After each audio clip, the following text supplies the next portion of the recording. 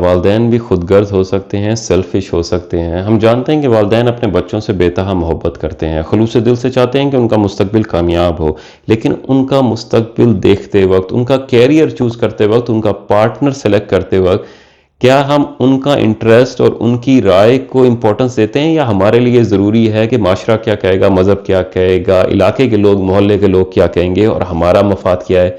Europe की सोच क्या किस तरह है, एशिया में, पाकिस्तान में सोच किस तरह है, ख़ास तौर पर कैरियर सिलेक्शन में और पार्टनर सिलेक्शन में बच्चों के लिए।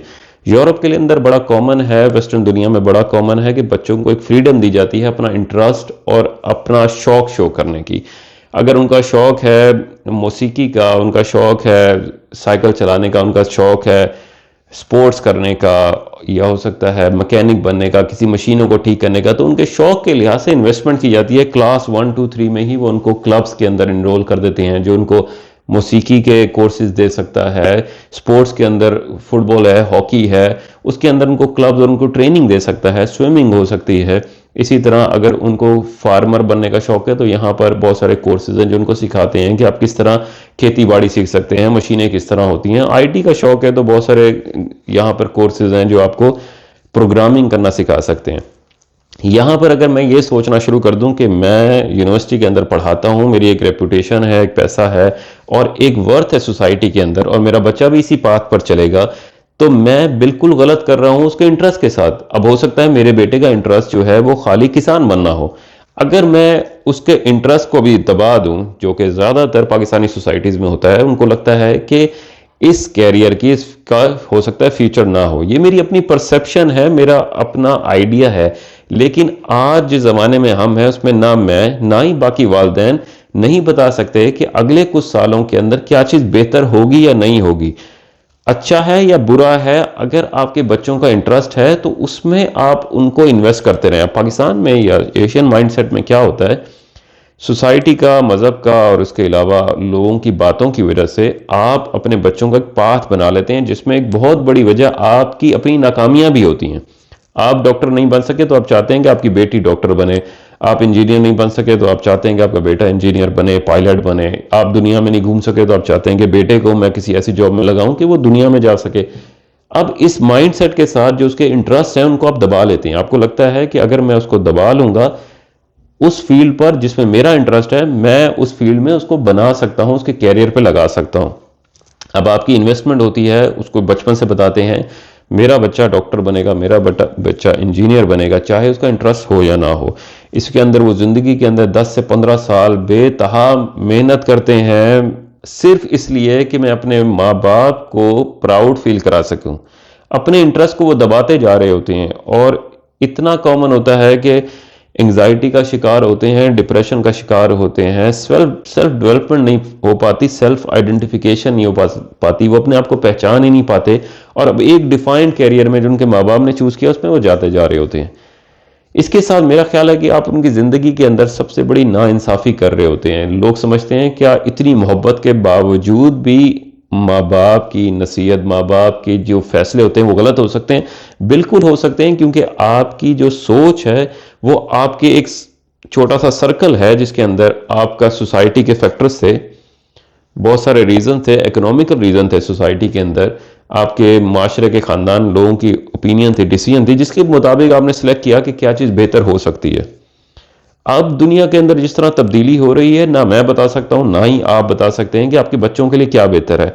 तो बेस्ट ये है कि आप उसके लिए वो सिलेक्ट करें, वो चूज करें जिसके अंदर उसका इंटरेस्ट है।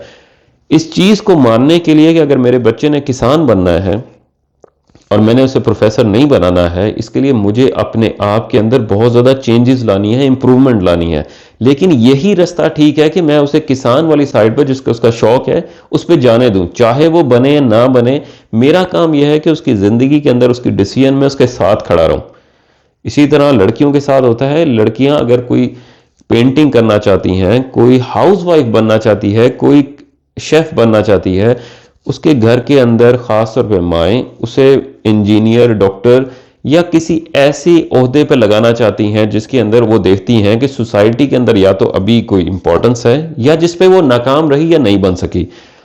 बहुत सारी पाकिस्तानी खवातीन जिंदगी के अंदर कभी स्पोर्ट्स नहीं खेलती, उनको पता नहीं होता कि जिंदगी में हारना क्या होता है, किसी भी कंपटीशन के अंदर जब आप कभी हारे ना हो तो आपकी प्रोटेक्टिव नेचर होती है। इसी तरह माएँ अपने बच्चों को प्रोटेक्शन में रखती हैं, उनको रिस्क फ्री लाइफ गुजारती हैं, उनको कहती हैं कि आपने इसी पाथ पे जाना है जिस पे कम से कम रिस्क है, जिस पे उनको लगता है कि इसमें उनको या तो शादी, कैरियर या फिर जिंदगी के अंदर एक गोल जो है मिल सकता है। ये इनकी अपनी एक सोच है, जिसके बाद जब वो एक रिस्क फ्री लाइफ और अपनी सोच के बगैर आपके कहने पे चल रहे होते हैं, 18-20 साल के बाद वो उनको असल पता चलता है कि उनकी ज़िंदगी के अंदर कितनी खामियां हैं, कैसे वो ज़िंदगी में या दुनिया का मुकाबला नहीं कर पाते। और जब वो डिप्रेशन में, एंग्जाइटी में है, तो उसको बाहर निकालने के लिए आपको 3 चीज़ें चाहिए होती हैं। या तो आपका मज़हब होता है, या आपका मोहब्बत होती है, या आपका शौक़ होता है। जब आप उसका शौक़ मार देते हैं, मोहब्बत वाली साइड पर उन्हें लगता है कि माँ बाप ने आपको कभी समझा ही नहीं, आपको सिर्फ उसी फील्ड पे लगाया जो उनके लिए इंपॉर्टेंट था। अपनी बातें वो आपके साथ शेयर कर ही नहीं सकते, आपको बता ही नहीं सकते कि वो डॉक्टर नहीं बनना चाहते थे, वो शेफ बनना चाहते थे। इसके बाद आखिरी जो चीज़ है, उनका पर्पस रह जाता है, जिसके अंदर अगर 18-15 साल में, जिसमें इमेच्योर होते हैं, कंफ्यूजन होती है, तो उनके पास कोई चीज़ नहीं होती होल्ड करने के लिए।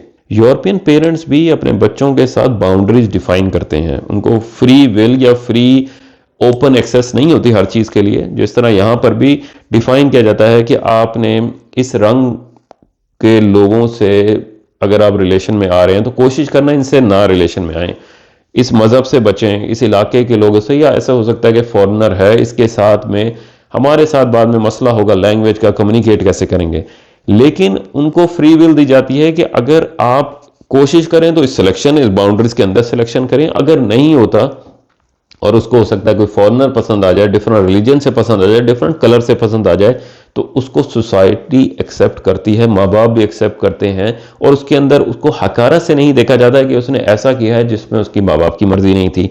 तो इसके अंदर तो बहुत ज़्यादा फ्री विल अवेलेबल है, और उनके इंटरेस्ट के लिहाज से उन्होंने ज़िंदगी गुजारनी है। माँ बाप का किरदार यूरोप के अंदर बहुत कम होता है, लेकिन गैदरिंग्स के अंदर वो चाहते हैं कि जब भी सारे मिलें तो अगर लैंग्वेज सेम होगी तो आसानी होगी। इसके मुकाबले में जो पाकिस्तान के अंदर एशियन माइंडसेट है, जिसमें ज़्यादातर अरेंज मैरिजेस होती हैं, उसमें बच्चों को लगता है कि माँ बाप हमारे साथ मुखलिस है, हमारे लिए वो चीज़, हमारे लिए वो शख्स सेलेक्ट करेंगे जो हमारी ज़िंदगी को बेहतर बनाएगा, हमारे इंटरेस्ट के मुताबिक होगा। लेकिन पार्टनर की सिलेक्शन करते वक्त सिर्फ 4 ही चीज़ें वालिदैन देख रहे होते हैं। उसका खूबसूरती क्या है, उसकी एजुकेशन क्या है, और उसका मज़हब किस तरह है। अगर वो सादा है, बातें कम करती है, लड़ाई झगड़ा नहीं करती, उनको लगता है कि ये हमारी फैमिली के लिए बेहतर है, सोसाइटी के लोग कुछ नहीं कहेंगे, रंगत के लिहाज से भी कोई एतराज़ नहीं है, तो इस लड़की को हम अपनी ज़िंदगी में, अपनी फैमिली में ला सकते हैं।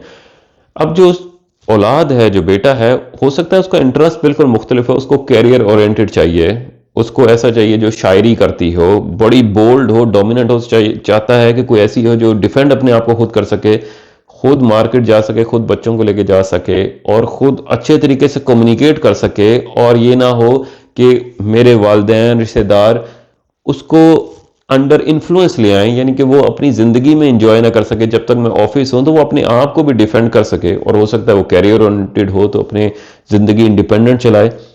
देखिए, प्री हिस्टोरिक टाइम से भी अगर आप देखें तो जो सिलेक्शन थी पार्टनर की या कैरियर की, वो सर्वाइवल बेस्ड थी। यानी आप एक गार में रह रहे हैं, आपने शिकार सीखना है क्योंकि आप ज़िंदगी गुजारेंगे, आपने पार्टनर चूज करना है ताकि आपकी नस्ल बढ़ती रहे, और पार्टनर ऐसा हो जो आपके साथ ग्रुप में रह सके, कोई ऐसा ना हो जिसकी वजह से लड़ाइयाँ हो। बाद में मज़हब की बेस पे सिलेक्शन होती रही, मज़हब से बाहर नहीं जाना। उसके बाद इलाके की बेस पे हो सके, ज़बान आपकी सेम होनी चाहिए, रंगत होनी चाहिए, सोसाइटी के लोग क्या कहेंगे, हर किसी ने अपना एक ग्रुप बनाया हुआ था। लेकिन अब जिस तरह तब्दीली हुई है दुनिया के अंदर, इंडिपेंडेंट होना इस पार्ट ऑफ लाइफ, यानी कि आप इंडिपेंडेंट हो सकते हैं, उसके साथ आप एक ज़िंदगी अच्छी गुजार सकते हैं। आपका पार्टनर, आपकी ज़िंदगी आपकी खुशियों से रिलेटेड है।